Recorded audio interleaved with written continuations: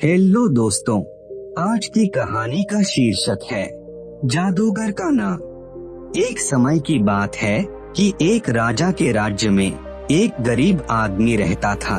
उसकी अपनी एक छोटी सी चक्की थी। किसी तरह आटा पीसकर वह अपना काम चलाता था। उसके एक लड़की थी, वह बहुत ही सुंदर थी। यह लड़की जितनी सुंदर थी उतनी ही समझदार और होशियार भी थी। वह काम काज में अपने पिता का हाथ बंटाती थी। चक्की वाले को उससे बड़ी मदद मिलती थी। वह रात दिन अपनी लड़की के गुण गाया करता था। कोई भी मिलता था तो वह उससे अपनी बेटी की तारीफ किए बिना नहीं रहता था। एक दिन ऐसा हुआ कि चक्की वाले को किसी काम से महल में जाना पड़ा। जब वह अपना काम खत्म करके महल से लौट रहा था तो अचानक इधर से राजा निकला। राजा चक्की वाले को जानता था। उसने वैसे ही उससे पूछ लिया, कहो भाई, क्या हाल है? आजकल तुम्हारा काम कैसे चल रहा है? चक्की वाले ने आदर से रुककर कहा, सरकार, सब आपकी कृपा है। किसी तरह गुजर हो रही है। वैसे मुझे किसी बात की फिक्र नहीं है। मेरी बेटी सारा काम संभाल लेती है। राजा बोला, अच्छा, तब तो बड़ी खुशी की बात है। इस पर चक्की वाला राजा के सामने जरा डींग मारते हुए बोला, जी हाँ, ऐसी लड़की आपने देखी नहीं होगी। कम से कम इस शहर में तो ऐसी समझदार लड़की कहीं नहीं मिलेगी। बड़ी होशियार है। उसे कई तरह के काम आते हैं। राजा बोला, अच्छा, उसे कौन कौन से काम आते हैं?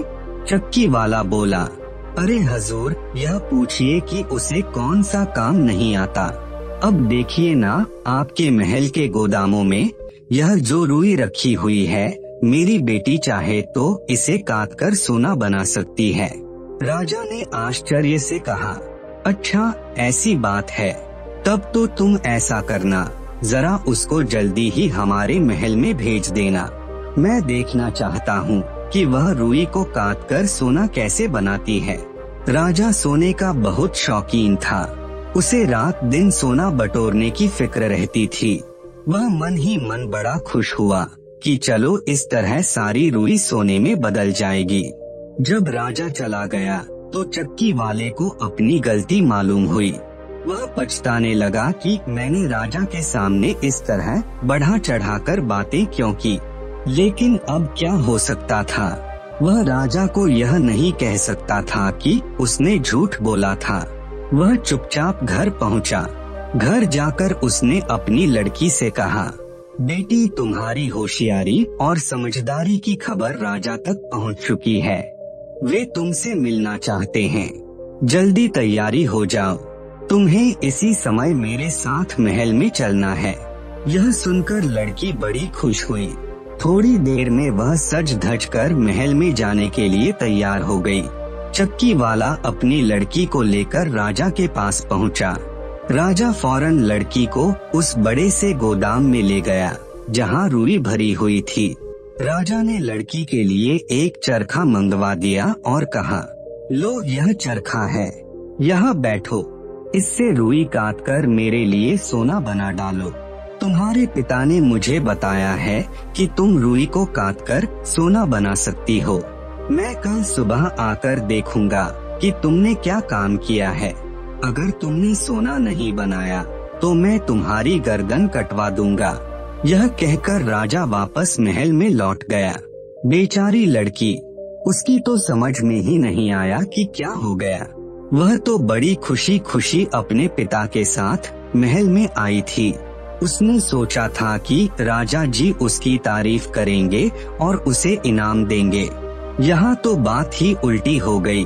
उसने कभी सपने में भी नहीं सुना था कि रुई को काट कर सोना बनाया जा सकता है। और अब राजा ने उसको ऐसा ही करने का हुक्म दिया था। वह फूट फूट कर रोने लगी और अपनी तकदीर को कोसने लगी। धीरे धीरे शाम हो गई। लड़की हाथों से अपना मुंह छिपाए रोती रही। आंसुओं से जमीन गीली हो गई। उस बड़े से गोदाम में वह अकेली बैठी रो रही थी। वहाँ उसे मनाने वाला कोई नहीं था। अचानक थोड़ी देर बाद गोदाम का दरवाजा कुछ चरमराया। लड़की ने आवाज सुनकर सिर उठाया तो देखा कि एक दुबला पतला नाटा और बहुत भद्दा सा बूढ़ा लंगड़ाता हुआ उसकी ओर आ रहा है। लड़की ने समझा कि राजा का कोई बूढ़ा नौकर है और उसे रोते हुए देखकर उसे मनाने के लिए यहाँ आ गया है। बूढ़े ने पास आकर कहा, बेटी तुम क्यों रो रही हो? इस तरह रो रो कर तो तुम अपनी आँखें ही फोड़ लोगी। मुझे बताओ क्या बात है, मैं तुम्हारी मदद करूँगा।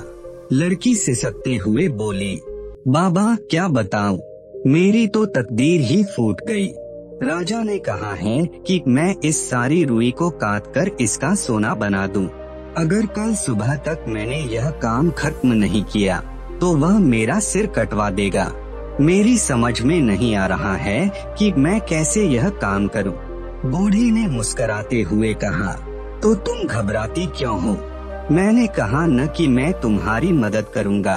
अब बताओ मैं अगर तुम्हारा काम कर दूं तो तुम मुझे क्या दोगी?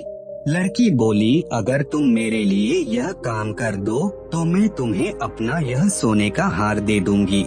वह नाटा बूढ़ा राजी हो गया और चरखी के पास बैठकर रुई काटने लगा। भन्न भन्न की आवाज होने लगी और उसकी उंगलियों में से चमचमाते हुए सोने के धागे निकलने लगे। देखते ही देखते वहाँ सोने के धागों का ढेर लग गया। सवेरा होने से पहले ही बूढ़ा सारी रुई काट चुका था। फिर वह अपना इनाम लेकर वहाँ से चुपचाप चला गया। जब सवेरा हुआ तो राजा वहाँ पहुँचा। गोदाम में पैर रखते ही राजा की आंखें आश्चर्य से फटी रह गईं। उसने देखा कि लड़की ने सारी रुई काट डाली है और वहाँ सोने के धागों का ढेर लगा है। राजा को अपनी आंखों पर विश्वास नहीं हो रहा था। उसने देखा तो सचमुच सोने के धागे थे। राजा बड़ा खुश हुआ, लेकिन साथ ही उसके मन में लालच हो आया। वह लड़की को रुई के दूसरे गोदाम में ले गया और वहाँ उसे बंद करते हुए बोला, तुम यहाँ बैठो, तुम्हारे खाने पीने के लिए मैं बहुत अच्छी अच्छी चीजें भिजवाता हूँ।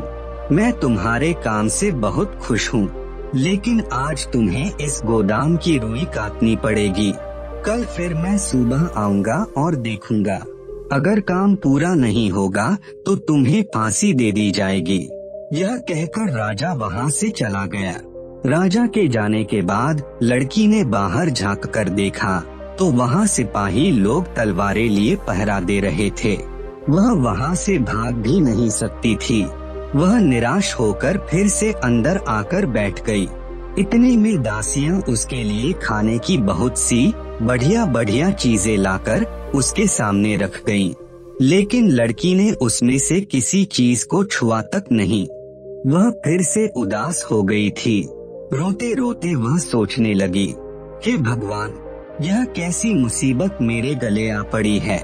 इतनी सारी रुई को कौन काटेगा और भला कौन इससे सोना बनाएगा। वह दिन भर इसी तरह सोचती रही और उदास बैठी रही। शाम होने पर जब वह रोने लगी तो उसी तरह दरवाजा चरमराया और वही बूढ़ा आदमी अपने टेढ़े मेढ़े पैरों से चलता हुआ उसके सामने आ खड़ा हुआ। उसने आते ही कहा, अरे अरे तुम फिर रोने लगी, रोती क्यों हो? बताओ मैं तुम्हारा काम कर दूं तो आज मुझे क्या दोगी? लड़की ने अपने आंसू पोंछते हुए कहा, मैं तुम्हें अपनी यह हीरे की अंगूठी दे दूंगी। वह नाटा बूढ़ा राजी हो गया और बैठकर बड़ी तेजी से चरखा काटने लगा। देखते देखते उसने सारी रुई काट डाली और सोने के धागों का ढेर लगा दिया। सवेरा होने से पहले ही बूढ़ा अपना काम खत्म करके और इनाम लेकर वहाँ से चलता बना। सवेरा होने पर राजा वहाँ पहुँचा। रुई की जगह सोने के धागों का ढेर देखकर उसकी खुशी की सीमा न रही। अब उसे और भी लालच हो आया। वह उस लड़की को उससे भी बड़े गोदाम में ले गया और बोला, देखो मैं तुमसे बहुत खुश हूँ, लेकिन आज तुम्हें इतनी रुई और काटनी पड़ेगी और इसका सोना बनाना पड़ेगा। अगर कल सुबह तक यह काम कर दोगी तो मैं तुमसे शादी कर लूँगा और तुम्हें अपनी रानी बना लूँगा। राजा के जाने पर लड़की फिर उदास हो गई। वह रोना शुरू करने ही वाली थी कि इतने में फिर से दरवाजा चरमराया और वह नाटा बूढ़ा आदमी अपनी भद्दी चाल से फुदकता हुआ उसके सामने आ खड़ा हुआ। बूढ़ा बोला, तुम चिंता क्यों करती हो? मैं शाम को आकर तुम्हारा यह काम कर दूंगा। लेकिन बताओ तुम आज इस काम के बदले में बताओ तुम आज होगी? अब लड़की कुछ चक्कर में पड़ गई। उसकी समझ में नहीं आया कि क्या जवाब दे। अब तो उसके पास इनाम देने के लिए कुछ भी नहीं बचा था। लेकिन इतने में बूढ़े ने एक चाल सोच ली और कहा, चलो तुम्हारे पास देने के लिए अभी कुछ न हो तो कोई बात नहीं, लेकिन तुम्हें एक प्रतिज्ञा करनी पड़ेगी। जब तुम रानी बन जाओगी और जब तुम्हारे कोई बच्चा होगा तो तुम अपना पहला बच्चा इनाम में मुझे दे दोगी। लड़की को यह शर्त कुछ अजीब सी लगी, लेकिन फिर उसने सोचा कि प्रतिज्ञा करने के अलावा और कोई चारा नहीं। वह राजी हो गई। शाम को आकर बूढ़ा फिर से रुई काटने के लिए बैठ गया। आज वह बहुत खुश था और बड़ी तेजी से चरखा चला रहा था। थोड़ी देर में उसने सारी रुई काट डाली और सोने के धागों का ढेर लगा दिया। आज ढेर इतना ऊंचा था कि छत को छू रहा था। काम खत्म करके बूढ़ा बोला, अच्छा अब मैं जाता हूँ, लेकिन याद रखना अपनी प्रतिज्ञा मत भूलना। यह कहकर वह वहाँ से चला गया। सवेरा होते ही राजा वहाँ पहुँचा। सोने के ढेर को देखकर उसका मन नाचने लगा। उसने लड़की को शाबाशी दी और उसे महल में ले गया। दूसरे ही दिन राजा ने धूमधाम के साथ उस लड़की को अपनी रानी बना लिया। चक्की वाले की लड़की अब रानी बन गई और बड़ी शान के साथ महल में रहने लगी। वह अपने सारे दुख भूल गई। कुछ ही दिनों में उसे यह भी याद नहीं रहा कि उसने उस नाटे बूढ़े से कोई वादा किया था। धीरे धीरे दिन बीतने लगे।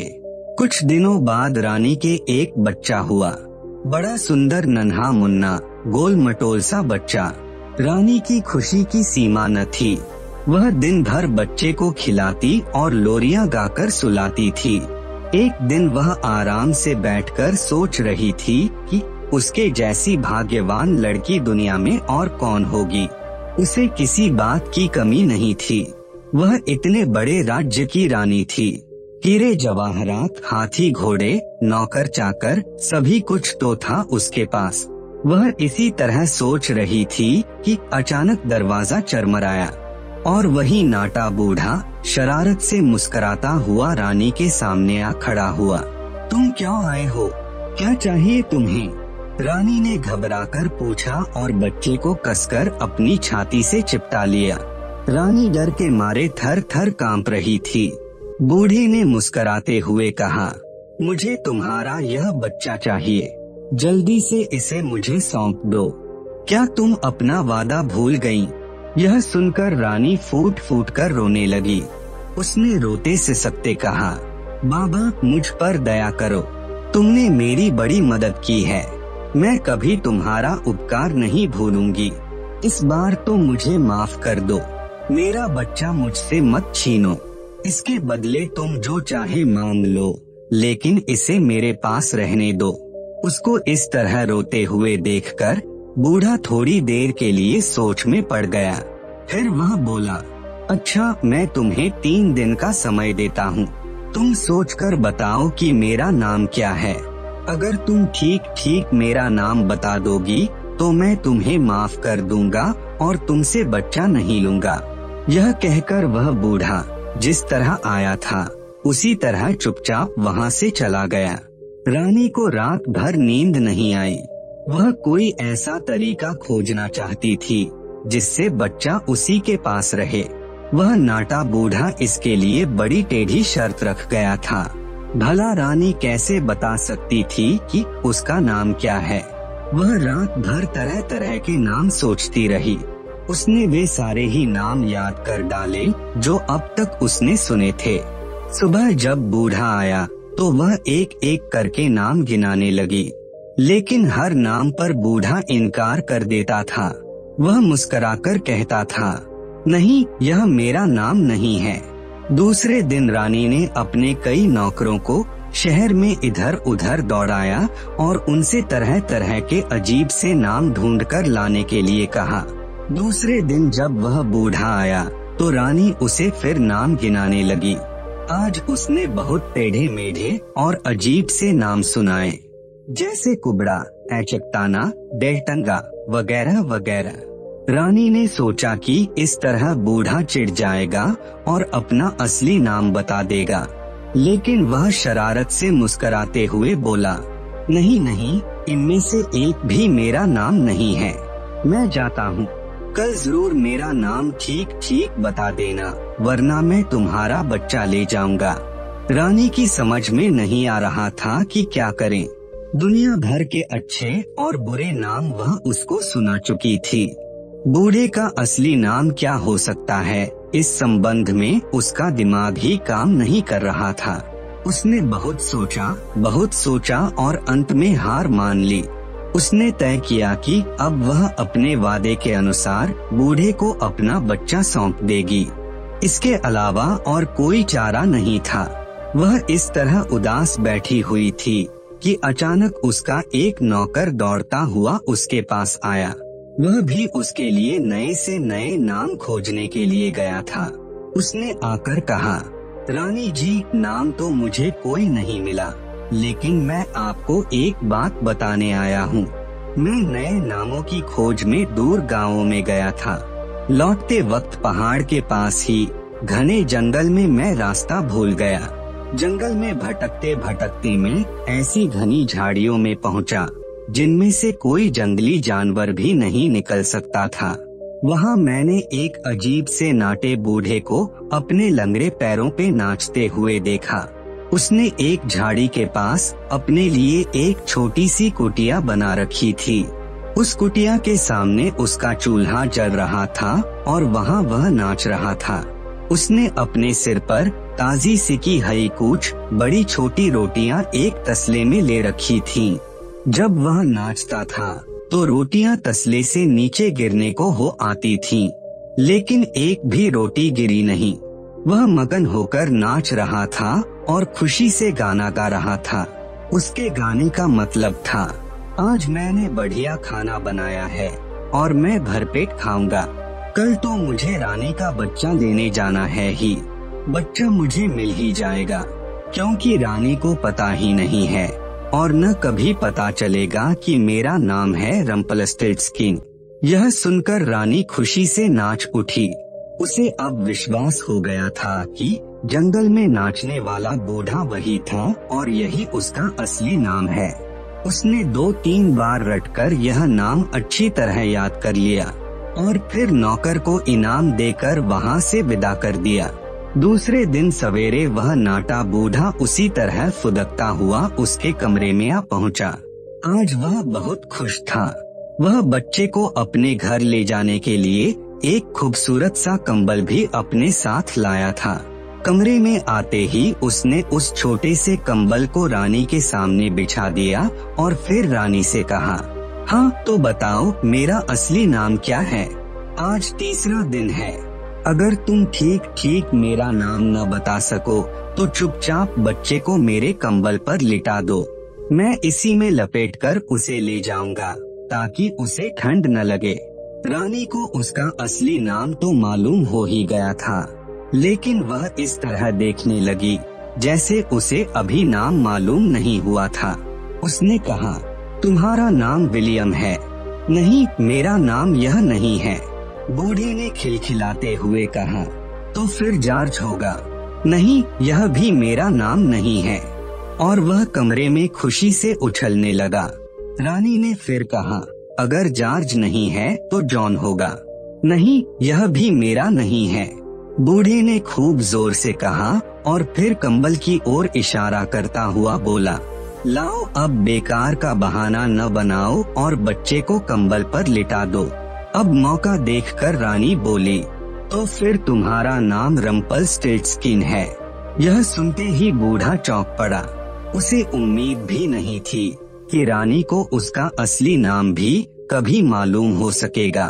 उसे बहुत बुरा लगा, लेकिन अब वह कर ही क्या सकता था। वह मारे गुस्से के जमीन पर जोर जोर से पैर पटकने लगा और बोला, तुमने जादू किया है। तुम्हें किसी भूत या जादूगर ने मेरा नाम बताया है। मैं उन लोगों को ठीक कर दूंगा। बूढ़ा बहुत जोर जोर से चीख रहा था और जमीन पर पैर पटकता जा रहा था। इसी बीच उसने एक बार इतने जोर से पैर पटका कि उसका पैर जमीन में धंस गया।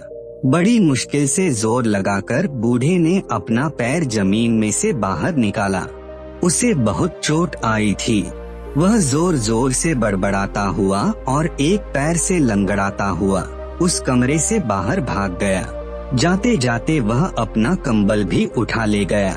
इसके बाद वह बूढ़ा फिर कभी नहीं आया और रानी आराम से रहने लगी।